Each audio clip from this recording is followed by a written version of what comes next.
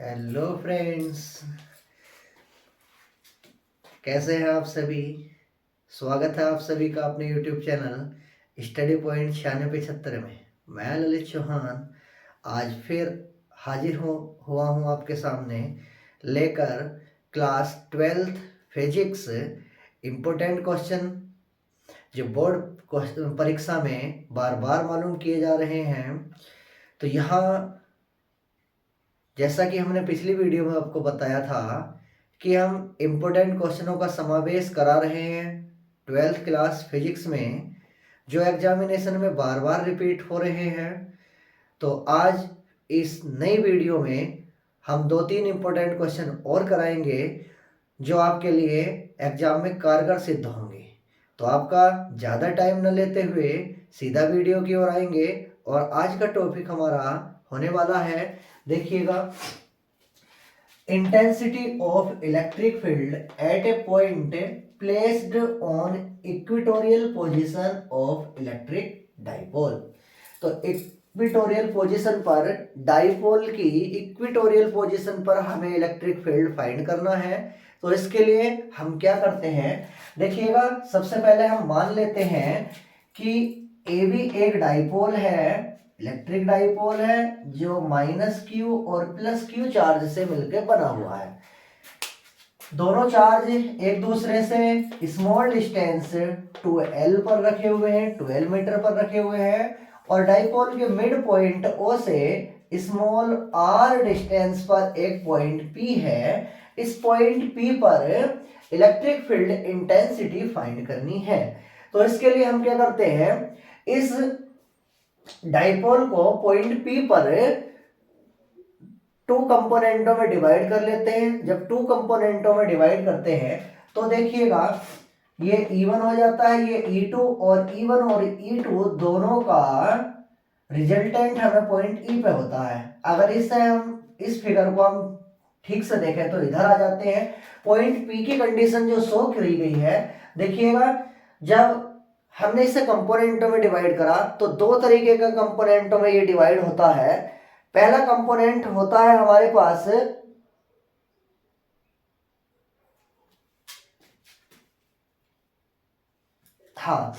देखिएगा, एक तो परपेंडिकुलर कंपोनेंटों में डिवाइड हो जाता है और दूसरा पैरेलल कंपोनेंटों में डिवाइड हो जाता है। तो परपेंडिकुलर कंपोनेंटों की अगर बात करते हैं तो वो E1 sin थीटा और E2 sin थीटा है।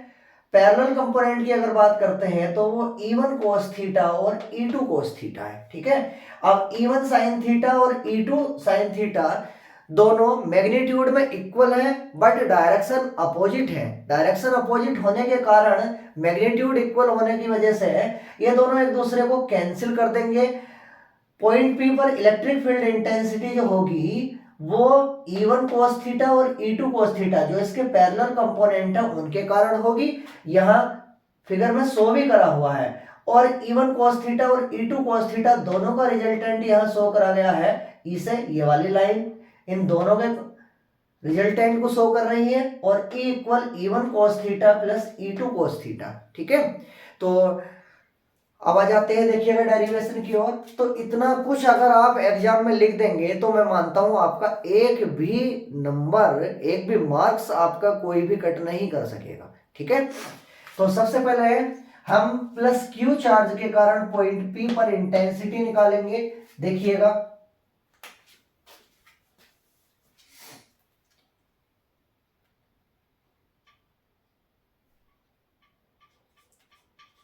इंटेंसिटी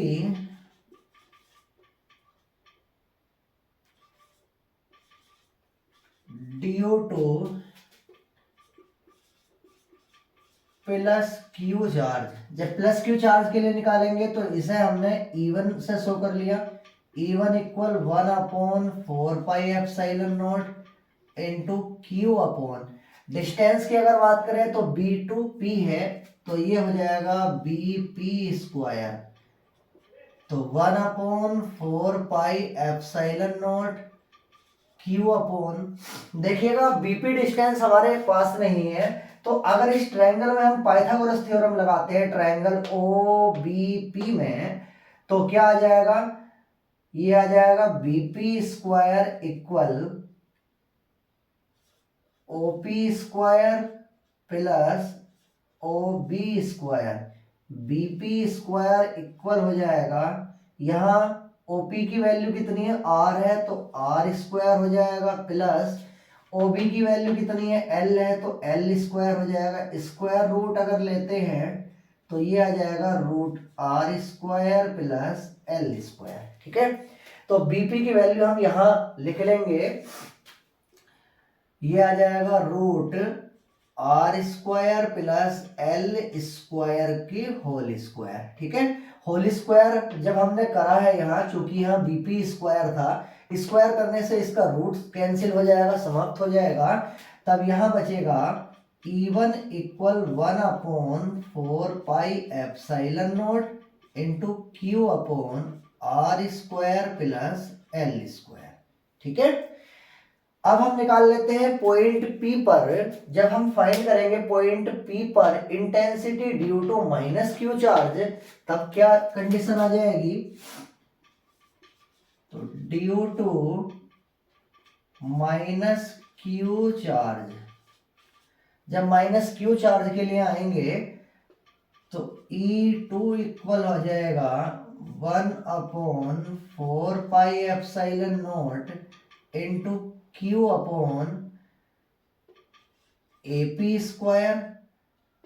तो हम इसे लिखेंगे 1/4 pi epsilon naught q upon, distance यही आ जाएगी, जब इस ट्रायंगल में पाइथागोरस थ्योरम लगाएंगे तो यही कंडीशन बन जाएगी, r square plus l square का भी होल स्क्वायर। ठीक है, तो ये हो जाएगा E2 equal 1/4 pi epsilon naught into q upon r square plus l square. ठीक है, यही बन जाएगा। अब जो मैंने आपको बताया था कि पॉइंट P पर हम इसे कंपोनेंटों में डिवाइड करते हैं, तो वो बात यहाँ लिख लेंगे। ठीक है, तो मैं यहां लिख भी देता हूं, देखो, at point P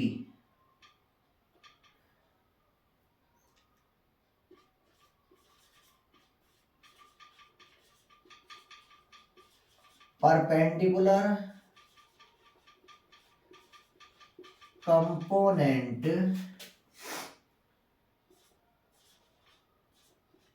cancel each other but parallel component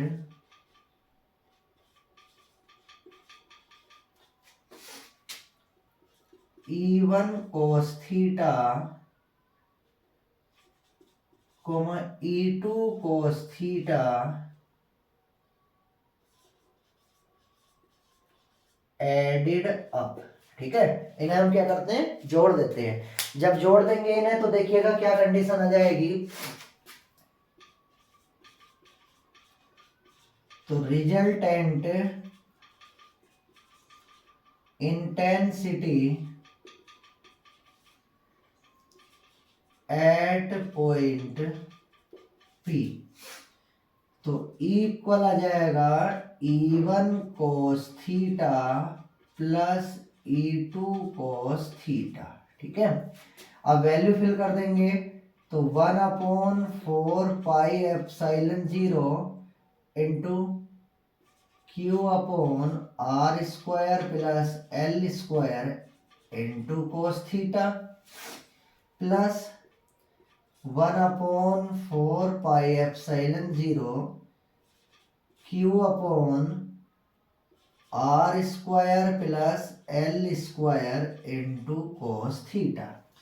अब हम यहाँ देखते हैं कि दोनों की दोनों वैल्यू सेम लिखी हुई हैं, तो ये ऐड हो जाएंगी 1/4 pi epsilon 0 into 2q upon r square plus l square और इंटू में आ जाएगा कोस थीटा। ठीक है, अब देखिएगा हमने ये क्या लिखा है, यहाँ कोस थीटा की वैल्यू हम ट्रायंगल से फाइंड करेंगे। जब ट्रायंगल से फाइंड करेंगे तो क्या कंडीशन आ जाएगी, एक बार मैं चेक कर लेता हूं क्या बोर्ड प्रॉपर स्थिति में है नहीं है।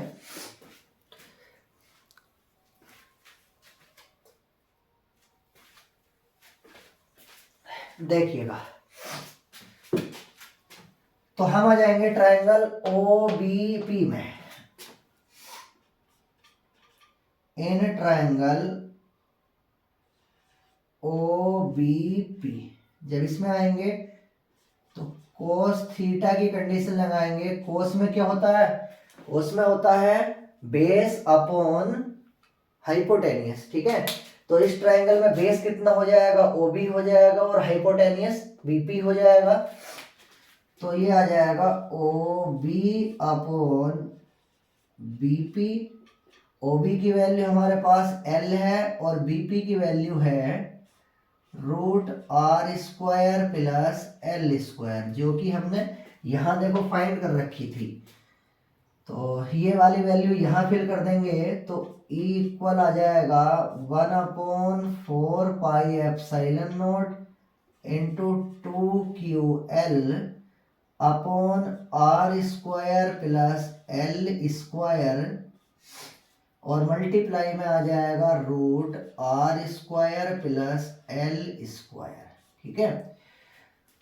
नेक्स्ट आगे आ जाते हैं, देखिएगा क्या करेंगे अब। तो ये है इक्वल 1/4 पाई एप्सिलॉन 0 Q2QL किसकी वैल्यू हो गई, इलेक्ट्रिक डाइपोल मोमेंट की हो गई, P की हो गई। तो P अपॉन, अब देखिएगा इसे हम क्या लिखेंगे, ये लिखा हुआ है root r square plus l square. तो इसे हम लिखेंगे r square plus l square की होल पावर 1/2। जब रूट हटाएंगे तो इसकी पावर 1/2 लिख लेंगे। 1 पावर ये होगी और 1/2 ये होगी, तो मतलब 3/2 हो जाएगा। तो r square plus l square की होल पावर 3/2 हो जाएगी। बट एल अगर देखें तो बहुत छोटी क्वांटिटी है आर की कंपेयर में, इसलिए जब हम आर स्क्वायर एल स्क्वायर की वैल्यू फाइंड करेंगे तो वो और भी ज़्यादा स्मॉल अमाउंट हो जाएगा, हमारे पास स्मॉल क्वांटिटी हो जाएगी। इसलिए हम क्या करेंगे, एल स्क्वायर को आर स्क्वायर की कंपेयर में क्या कर देंगे, नेग्लेक्ट कर देंगे। जब नेग्लेक्ट करेंगे तो इक्वल आ जाएगा 1/4 pi epsilon 0 into P upon r square की होल पावर 3/2। 2 से 2 कैंसिल हो जाएंगी तो इक्वल आ जाएगा 1/4 pi epsilon 0 into P upon r cube. ये आपका डेरिवेशन कंप्लीट हो जाता है। कई बार बोर्ड एग्जामिनेशन में मालूम किया गया है। देखिएगा, अगर आप बेहतर परफॉर्मेंस करना चाहते हैं, आप चाहें कि फिजिक्स जैसा सब्जेक्ट आपकी उंगलियों पर हो, समय तो खैर निकल चुका है लेकिन फिर भी हम और आप दोनों के प्रयास से आपकी नैया पार हो सकती है और आप फिजिक्स में बेहतर स्कोर कर सकते हैं। तो नेक्स्ट डेरिवेशन की ओर आते हैं, देखिएगा।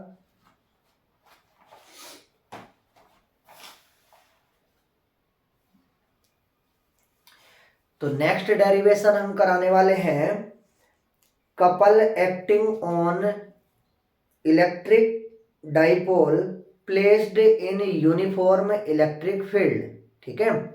तो ये कराने वाले हैं, इसके लिए मैं इसे साफ कर लेता हूं जरा, देखिएगा।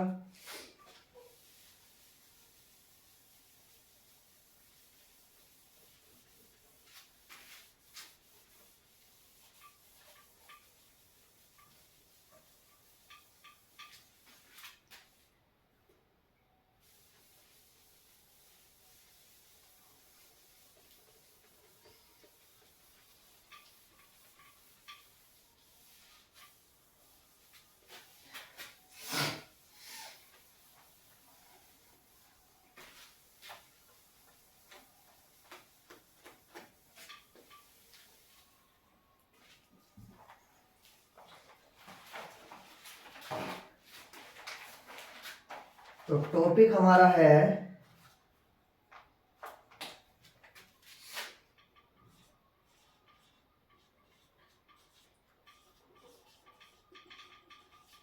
Couple acting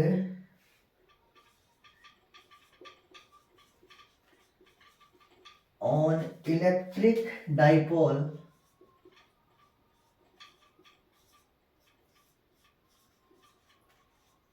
placed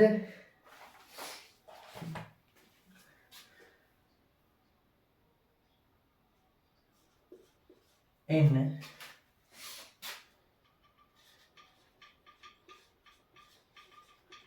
uniform electric field. ठीक है, ये हमारा टॉपिक है। तो जब हम इसे करते हैं तो इसकी फिगर बना लेते हैं पहले।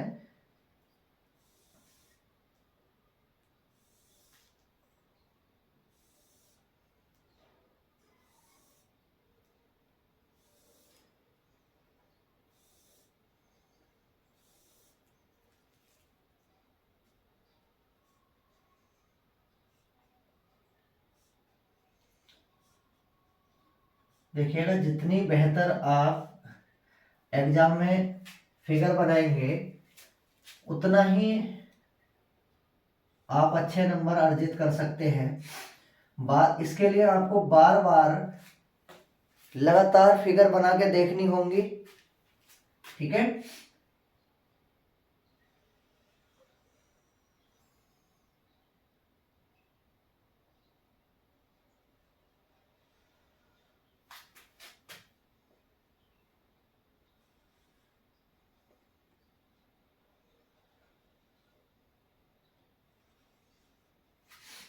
हम मानते हैं कि ये इलेक्ट्रिक डाइपोल है जिसकी लेंथ कितनी है, जिसकी लेंथ 2L है। ठीक है, और यहाँ A एंड है और यहाँ इसका B एंड है। यहाँ प्लस Q चार्ज रखा हुआ है और A एंड पे माइनस Q चार्ज रखा हुआ है। ये यूनिफॉर्म इलेक्ट्रिक फील्ड है जिसे हमने वेक्टर E से शो करा है। यहाँ प्लस Q सिरे पर एक force F equal QE acting करेगा और दूसरे एंड पर मैग्नीट्यूड में इक्वल बट डायरेक्शन में opposite force F equal QE ही इधर कार्य करेगा। ठीक है, ए वाले एंड पर। तो जब हम इस इलेक्ट्रिक डाइपोल को यूनिफॉर्म इलेक्ट्रिक फील्ड में घुमाते हैं तब ये घूम के क्या करेगा, फील्ड की डायरेक्शन में आने की ट्राई करेगा। जब फील्ड की डायरेक्शन में आने का प्रयास करेगा तो ये कितनी डिस्टेंस कवर कर लेगा, ये डिस्टेंस कवर कर लेगा। इसे मैंने क्या C मान लिया। अगर ये थीटा एंगल यहाँ बना रहा है तब ये हो जाएगा 2L साइन थीटा। ठीक है, ये BC वाली डिस्टेंस कितनी हो जाएगी, 2L साइन थीटा हो जाएगी। तो इसके लिए हम इसे किस प्रकार लिख सकते हैं वो देखिएगा। कैसे लिखेंगे इसे, अगर थ्योरेटिकल हमें इसे लिखना है फिगर को तो किस प्रकार हम इसे लिख पाएंगे वो देखिएगा। तो सबसे पहले मानेंगे कि let AB be an electric dipole consist minus Q and plus Q charge placed at a short distance 12 meter. Yeah, placed in uniform electric field. A force F equal QE acting in the direction of electric field at and B and N equal but opposite in magnitude. But equal in magnitude and opposite in direction. N force acting F equal QE at point A. When dipole is rotated theta angle, then it try to field direction. Then acting couple और restoring force torque. तो जब ये electric field में electric field की direction में आने का प्रयास करेगा, घूमकर इलेक्ट्रिक फील्ड की डायरेक्शन में आने का प्रयास करेगा, तब इस पर लगने वाला जो फोर्स होगा, है ना, कपल जो होगा, जिसे हम क्या कहते हैं, रेस्टोरिंग कपल कहते हैं, प्रत्यानयन बल कहते हैं। तो कितना हो जाएगा, टॉर्क इक्वल आ जाएगा फोर्स इनटू परपेंडिकुलर डिस्टेंस। जब परपेंडिकुलर डिस्टेंस कवर करेगा तो देखिएगा टो इक्वल फोर्स इस पे लग रहा है एफ, और परपेंडिकुलर डिस्टेंस कितनी कवर करी है इसने, बीसी कवर करी है, तो ये आ जाएगा बीसी। तो टॉर्क इक्वल एफ की वैल्यू हम कितनी रख लेंगे, क्यू ई है दोनों जगह, क्यू ई, और बीसी की वैल्यू है 2L साइन थीटा। कुछ बच्चों को समझ नहीं आ रहा होगा ये बीसी कहाँ से आया है, तो मैं देखिएगा जब इस ट्रायंगल में आता हूं, इन ट्रायंगल BAC, तो यहाँ हमें BC की वैल्यू निकालनी है। जब एंगल हमारे पास थीटा है तो BC परपेंडिकुलर का काम करेगा, AB हाइपोटेनियस का, और AC करेगा इसके बेस का। साइन की कंडीशन लेके चल रहे हैं तो साइन थीटा इक्वल होता है परपेंडिकुलर अपॉन हाइपोटेनियस। तो साइन थीटा इक्वल BC की वैल्यू हमें फाइंड करनी है, AB की वैल्यू 2L है, मल्टीप्लाई इधर हो जाएगी जब BC की वैल्यू फाइंड करेंगे, तो BC इक्वल आ जाता है 2L साइन थीटा। ठीक है, तो यहां हम इसकी वैल्यू रखेंगे।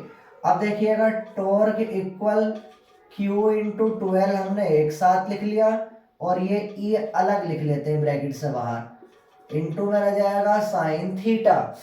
अब देखिएगा Q into 2L electric dipole moment बन गया, तो ये टो इक्वल आ जाएगा P की वैल्यू बन गई PE साइन थीटा।